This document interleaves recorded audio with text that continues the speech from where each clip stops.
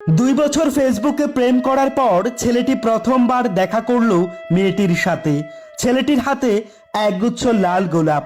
ছেলেটিকে এক নজরে মেয়েটি দেখার পর নিজের চেহারা লুকাতে ব্যস্ত, যেন কিছুতেই ছেলেটির সামনে হতে চাইছেন না মেয়েটির মনে একদিকে যেমন প্রথমবারের মতো দেখা করার আনন্দ, তেমনি মেয়েটির মনে ভয়ও ছিল।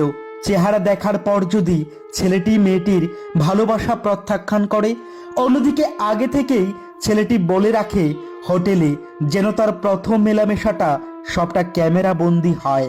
ভিডিও প্রকাশের পর অনেকেই বলেছিল হয়তো ছেলেটি এতদিনে মেয়েটিকে ব্লক করে দিয়েছে, না হয় এটাই তাদের শেষ দেখা।